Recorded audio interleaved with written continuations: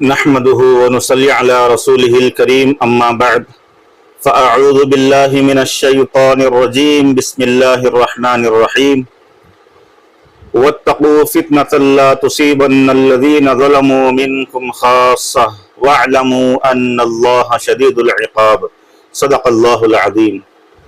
محترم بزرگوں اور دوستو،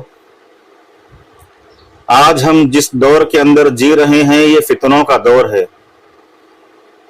فتنوں کے زمانے میں ہم جی رہے ہیں، زندگی گزار رہے ہیں۔ جدھر بھی ہم نظر دوڑائیں گے فتنے ہی فتنے نظر آ رہے ہیں، کوئی شعبہ فتنوں سے خالی نہیں ہے۔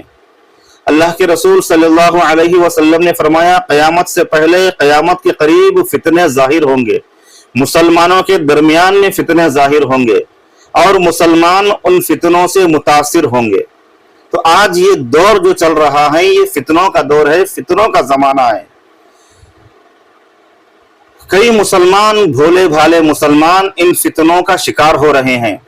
کئی فتنے تو ایسے ہیں جو ہمارے سامنے آ رہے ہیں، ان کا ہمیں احساس ہو رہا ہے، ادراک ہو رہا ہے، پہچان ہو رہی ہے کہ یہ فتنہ ہے۔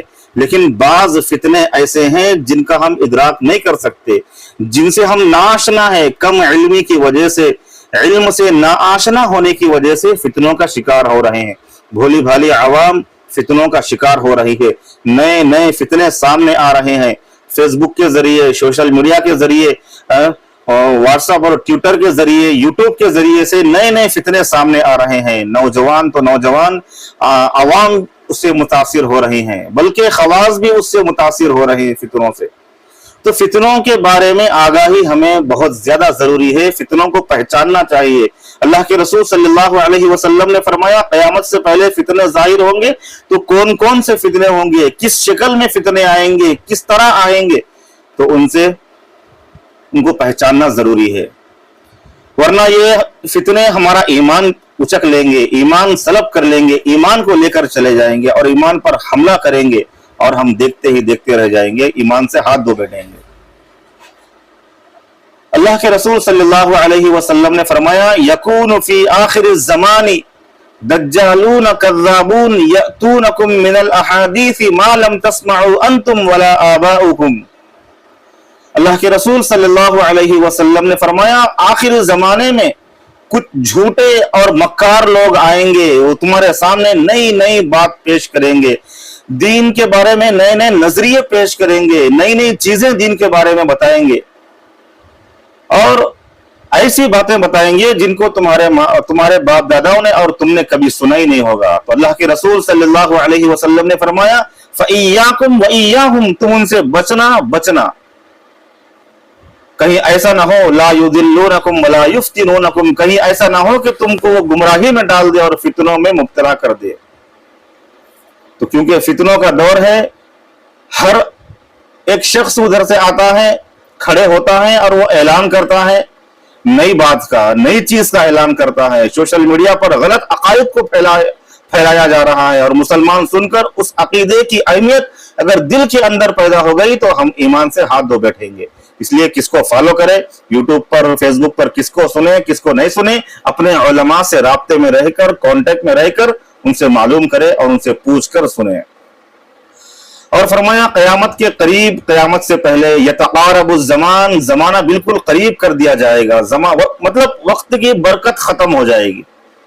کہتے نا کہ پرسوں ہی تو رمضان گزرا تھا، پھر رمضان آ گیا، پتہ ہی نہیں چلا کہ کب آیا نا رمضان، کب گزرا، پھر اب دوسرا رمضان کب آیا، پرسوں ہی تو جمعہ گزرا، پھر آ گیا جمعہ۔ تو مطلب وقت کی برکت ختم ہو جائے گی۔ فرمایا یتقارب الزمان، اور دوسرے نمبر پر فرمایا وَيُقْبَضُ الْعِلْمُ، علم کو اٹھا لیا جائے گا۔ اس کا مطلب یہ ہے کہ جو علماء ہیں، صاحب علم ہے، اہل علم کا جو طبقہ ہے، ان کو اٹھا لیا جائے گا۔ تو ہر روز جب صبح آتی ہے اپنے ساتھ ایک خبر لے کر آتی ہے کہ فلاں جگہ کے فلاں عالم صاحب کا انتقال ہو گیا، فلاں مولانا کا انتقال ہو گیا، فلاں مفتی صاحب کا انتقال ہو گیا۔ ایک دن بھی ایسا نہیں گزرتا جس میں ایک عالم کی اور مفتی صاحب کی یا مولانا کی، اہل علم کی موت کی خبر نہ سنی ہو۔ ہر روز موت کی خبریں سنائی دیتی ہے علماء کے تعلق سے۔ فرمایا علماء کو اٹھا لیا جائے گا، علم کا خاتمہ ہو جائے گا۔ اور آگے فرمایا وَتَظْهَرُ الْفِتَنُ، فتنے ظاہر ہوں گے، جو جس کے بارے میں ابھی ہم نے سنا کہ فتنے ظاہر ہوں گے، طرح طرح کے فتنے ہمارے سامنے آئیں گے۔ پھر آگے فرمایا وَيُلْقَى الشُّحَّ، تمہارے درمیان تمہارے دلوں کے اندر بخل اور کنجوسی ڈال دی جائے گی۔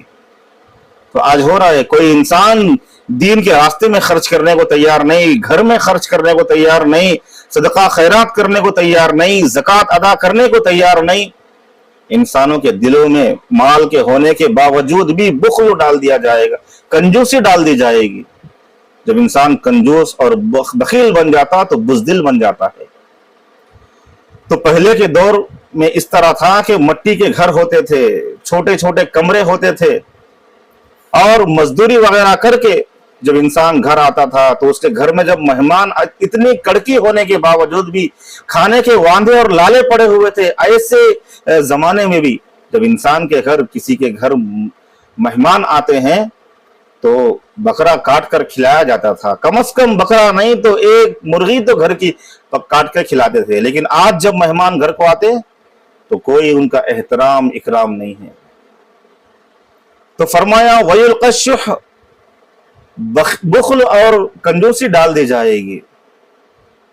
آگے فرمایا وَيَكْثُرُ الْحَرَجُ، صحابہ رضی اللہ عنہم نے فرمایا اے اللہ کے رسول حرج کیا ہے؟ تو فرمایا القتل، قتل و غارت گیری عام ہو جائے گی۔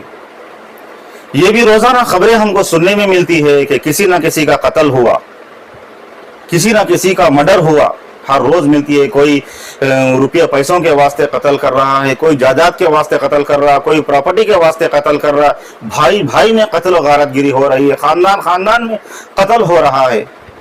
تو یہ اسی کے بارے میں اللہ کے رسول صلی اللہ علیہ وسلم نے فرمایا وَيَكْثُرُ الْحَرَجُ۔ تو ان فتنوں کے دور میں ہم اپنے ایمان پر ڈٹے رہنا ہے، ایمان پر قائم رہنا ہے، ایمان پر مضبوطی سے جمے رہنا ہے، تاکہ ہم تزلزل کا